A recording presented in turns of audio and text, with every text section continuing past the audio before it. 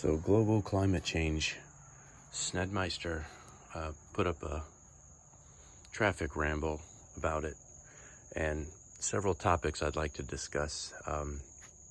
He mentioned how wealthy people purchase waterfront property. He mentioned some of the other things. I don't remember the other things he mentioned, mainly the waterfront property now that I think about it. I would like to start out by saying I've observed that so much of this global climate change thing has been more or less a crony economic catalyst. Example, there's this big push for solar panels, yet if you hear in the news some politician's son or a politician themselves, they're able to invest in a solar panel company, and it's almost like just this push to move economics in a certain direction. It's really baffling. The Green New Deal was about, to me, a shift in economy. So instead of the traditional ways that industry is making money, well, we need to develop and create this new industry. So where the global climate change doesn't hold water for me, we need to create a reason for this shift. Well, if there's too much carbon in the air, then we need to do things that create less carbon in the air. But there are things that don't really hold water for me. So in my business, so the refrigeration and air conditioning, we had R12 for the Freon, and they said that was no good for the environment because of the fluorocarbons. And then they went to 134, which is no good for the fluorocarbons. And now we have the 1234YF, which still has fluorocarbons and it's flammable. So what are we doing here? What's the real reason? Do they think people aren't smart enough for the truth? I don't know. Now, as for ending gas now, I've noticed that gas seems to come from places that the people are assholes. Would the Middle East be as powerful and as dangerous if they hadn't had fuel to sell for so much money and to transfer all of that wealth to them? Do we do this global climate thing because there's areas of Africa where we have to go and get all this lithium and some of these rare earth metals? Same with China.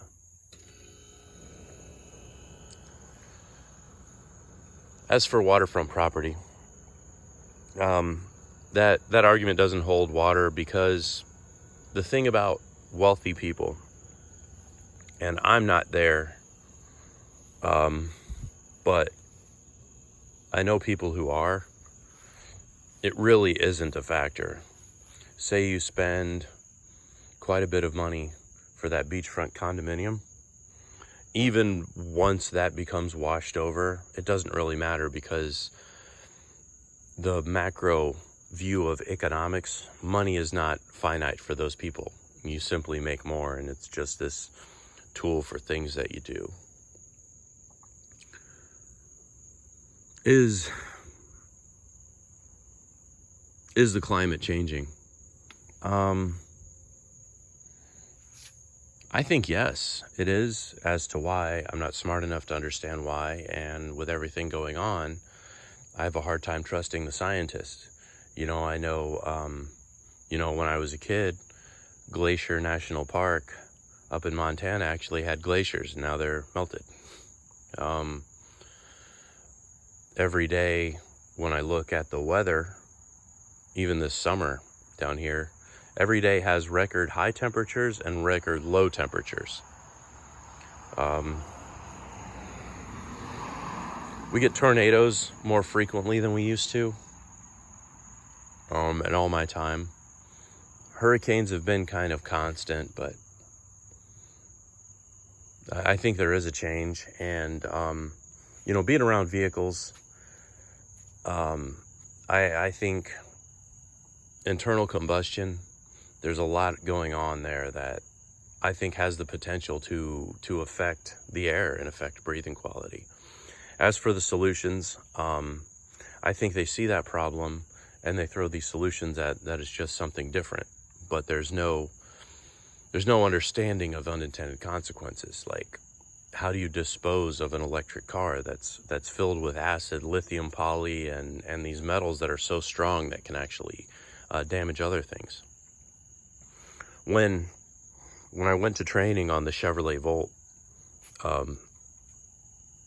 the initial design of it was somewhat brilliant because there was so much of it that was able to be reused in further production. Like the battery system, I don't remember the exact number of cells. So the battery cell system, it had like 120 individual segments, and we could actually test and move those segments around to create new battery packs and have just this continued resource.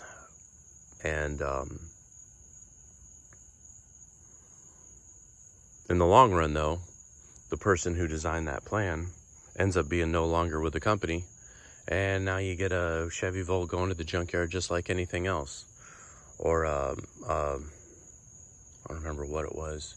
It was one of the early hybrids, a Honda, and we gave it a shot at the shop I was working at, because we do work on hybrids. And the code that it was making, it was just not financially viable to repair it any longer, even though the car actually drove.